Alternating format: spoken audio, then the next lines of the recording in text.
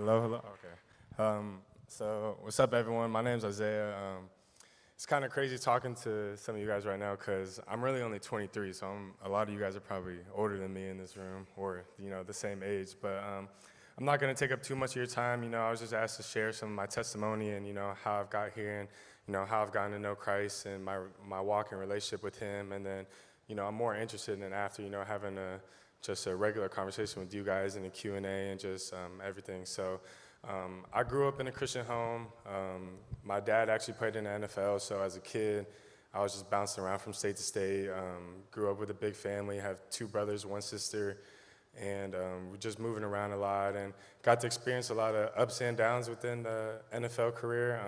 My dad at one point in time was making all this money and was really, great for the family, and we got all these gifts for Christmas, and then he was part of I don't know if you guys know, but like the statistic of like 70-something% of NFL players after like 5 years after they're done playing go bankrupt. And he was part of that. And actually I had to end up like selling his Super Bowl ring, like all that, which he actually ended up getting back. But, there was a lot of ups and downs that I got to see within, him and my mom's marriage. But, thankfully they're still married, going on like 25 years or something like that. So, I was thankful to get a good example of that. But, just growing up, I got to see, the ups and downs of that, always knowing that I wanted to be in the NFL. So I feel like God was kind of always preparing me for that. So, going into high school, I grew up in California, so I was a 4-star recruit out there for wide receiver. Had offers to play, from everywhere from Oregon to Michigan to wherever to, all those places. I ended up choosing Oregon State, which is like a smaller school, and everyone was so confused on why, but it took a lot of prayer with me and my family, and I felt like it was the right place for me, and it was going to give me a good opportunity to grow there, not only as a player but as a person, which was really big to me, because just some of those other schools, I felt like they were just offering some other stuff. I felt like I wasn't going to grow as a person. I wasn't going to go closer to God.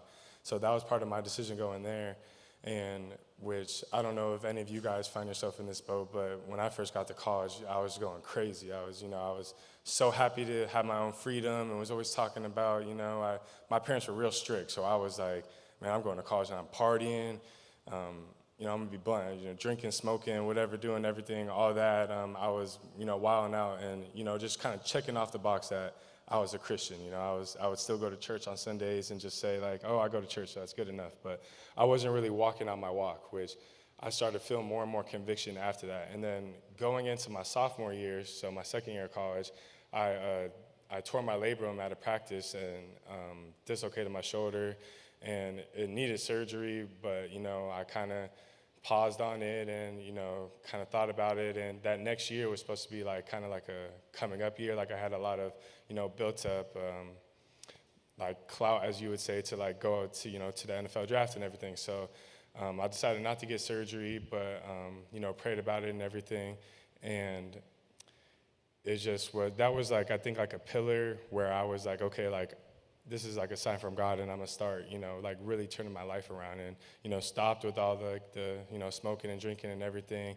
I was dating a girl at a time, got really serious with her, started to live throughout God with my relationship too, and didn't want to just be with God in some areas but not others. So I started honoring God in our relationship as well. And then my junior year in college, I got married to her. So we just celebrated 3 years.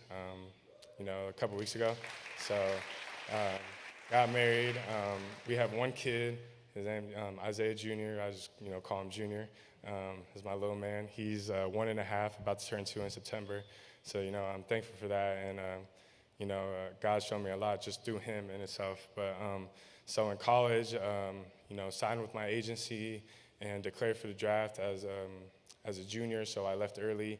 I got like a little bit of school left, like literally just a little. My mom hounds me for like every day, like since I have so little, like just to go back and finish. But I promise her that I will at some point in time, probably not soon. But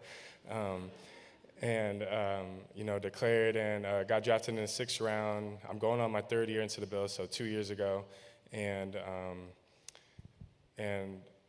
God. It was funny because it's like I had rarely heard about Buffalo before I got drafted here, like very rarely. And I'm from California, so, like West Coast and good weather and everything. And um, I was like the day before draft night, and I was just like thinking like, like the Bills had talked to me like, but I didn't think like they were that interested in me. And, all these other teams were like, it felt like, they were like super interested, and I felt like all these other teams were going to draft me. And I'm like, yeah, I'm going to end up in a good state. It's going to be like awesome, like, great weather. I'm going to stay close to home, family, and then my mom, like the night before draft night, was like, man, that would be crazy if you got like drafted to a team way out there like Buffalo or something. And I was like, nah, that won't happen, And then literally, I got the phone call on draft night, and it was like a Tennessee area code. So I was like, oh, like the Titans, like, I'll do, not bad weather there, cool. I've never been to Tennessee, I'll go. So I answered it, and then, it was McDermott, and he was like, Sean McDermott with the Bills, and I was just like, whoa, like what the heck, like this is crazy. So, I didn't really know what to expect though. I've been to New York City, but, I've never been, up here. So, I came here, but, I've grown to really love it, besides the snowstorms and stuff like that. But, so I'm not a big snow guy, but I've grown to just like love this whole area, love the people. It reminds me a lot of Oregon State and just Corvallis and just like the family atmosphere. And in California, you don't really get that a lot, bigger city, and, everyone's really just doing their own thing. And, there's just so much distraction. But here it's like, like I was just telling the guys up there, like I never had this, like growing up in these huge ministries and, like churches and like everyone coming together, and you guys probably all know each other by name and, each other's stories and stuff, or at least some people. Like, I didn't really have like the opportunity to like have that, growing up in a big city. So I feel like, this was just like cool, and, God brought me here to a reason to, help out with, people just like you or the younger generation or just whatever, and even my teammates. And, for a little bit, I was questioning, kind of like, why bring me here to Buffalo? Because my rookie year, that injury that I actually ended up tearing my labrum in college that I never got surgery on, I ended up like dislocating that shoulder like 10 more times during camp. So I actually had to get surgery during my rookie season. So, I was so excited to play, and then just to get surgery and not play that whole year. So, I was kind of bummed out, and, kind of played like the why God and why me, but just sitting there realizing that, God uses everything for, his glory and his good works. And, a big verse I used to lean on was the verse in James when he talks about consider it pure joy when you face trials of many kind. And, talking about how that perseverance and, makes you mature and complete and not lacking anything. And that was just a huge verse on me, just to sit there and go, okay, like, why do you have me doing this? And it was cool that I got to actually, see my son grow up for the, those first months that, most of the time, if I was at work every single day and gone majority of the day, I wouldn't be able to see, and I was able to help my wife out with that. And, I was able to help other people who were struggling on the field and be able to share my testimony with them and bring them to church and, do, Bible study and all that. So I feel like it's important to know at this age, it's easy to feel like I'm still too young, I'm still learning, I'm only in my young 20s or 20s in general, and I don't have that much of a voice or an impact, but you guys do, and it's crazy, and you don't realize how many people are really looking, just at the church in general. And, obviously we know that the distractions out there, and, we have a higher platform just as Christians in general, and, Satan wants us to fall, and he wants us to feel victim. He wants us to feel like you're not wanted or you don't have a voice, and he wants to keep you caged in. And, it's important for everybody to let their light shine.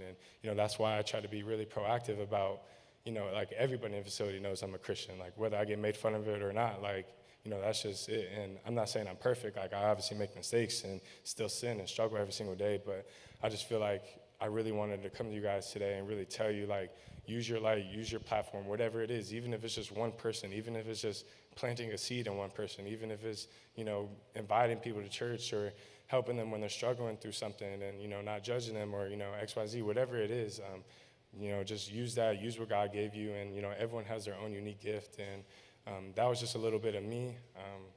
Not like the craziest story or like ESPN story that you guys are going to see on some documentary or anything, but, I'm open to talk to you guys and answer any questions. So thank you for listening.